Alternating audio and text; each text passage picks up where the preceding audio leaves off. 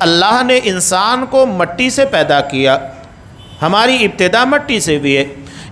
سلف میں ایک بہت پیاری بات کہتے ہیں، انسان دو چیزوں کا مجموعہ ہے، روح اور جسم کا۔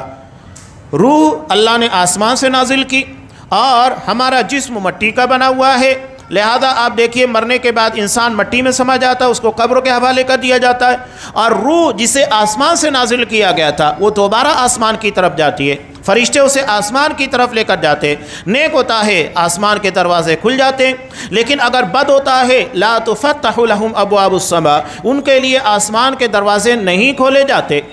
تو جو چیز جہاں تھی وہیں چلی جاتی ہے، روح آسمان سے آئی آسمان کی طرف چلی گئی، اور جسم مٹی کا بنا ہوا تھا مٹی کے حوالے کر دیا جاتا ہے، اسی کے اندر جا کر وہ سڑ گل جاتا ہے، مل جاتا ہے، جو چیز جہاں تھی وہیں پر چلی گئی۔ لیکن انسان اس کے بعد اب آپ صلی اللہ علیہ وسلم نے اس کے بارے میں کہا کہ حضرت آدم علیہ السلام کو دنیا کی تمام جگہوں کی مٹی سے ملا کر پیدا کیا گیا، لہذا انسانوں کے اندر کالے ہیں، گورے ہیں، گندمی ہیں، سب ہے، یعنی مٹی جیسا کہ زمین کے پر پائی جاتی ہے وہی اثرات انسانی جلد کے پر اور اس کی رنگت کے پر پائے جاتے ہیں۔ جیسے مٹی کے اثرات تھے وہی اثرات انسان کے جسم، اس کی باڈی اور جلد کے پر آئے ہیں۔ تو یہ مٹی سے پیدا ہونے کی بنیاد پر اب اس کے بعد انسان کا جو سلسلہ شروع کیا گیا، قرآن کہہ رہا ہے ثم جعل نسلہ من سلالہ، ایک معمولی سا جرثومہ، سلالہ جرثومہ۔ انسان ایک وقت میں جب منی خارج کرتا ہے اس میں ملین جرثومے ہوتے ہیں، ملین، کئی ملین، لاکھوں کروڑ کی تعداد میں،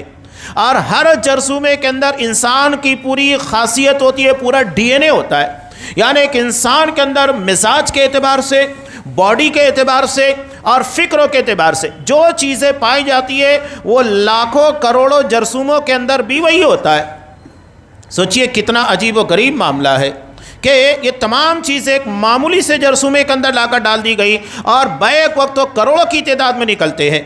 اور اس کے بعد نسل آدم کو اللہ نے جاری کیا من ماء مہین، ایک بے وقت پانی، یعنی کہ اس کی کوئی وقت نہیں ہے۔ اس کے بعد اللہ نے اس کو درست کیا وَنَفَخَ فِيهِ مِن رُوحِهِ، اور اس میں روح کو ڈالا اور اس کو سننے، دیکھنے اور سمجھنے کی صلاحیت عطا کی۔ بہت کم لوگ ہیں جو اس کا شکریہ ادا کرتے ہیں کہ وہ خالق جو اتنے معمولی سے جرثومے کو جو ہماری نگاہ سے دکھتا بھی نہیں ہے اس کے لیے خوردبین کی ضرورت پیش آتی ہے، اسے انسان بناتا ہے اور انسان کی تمام صلاحیتوں سے نوازتا ہے، تو بندہ اس کے پر اللہ کا جتنا شکر ادا کرے کم ہے۔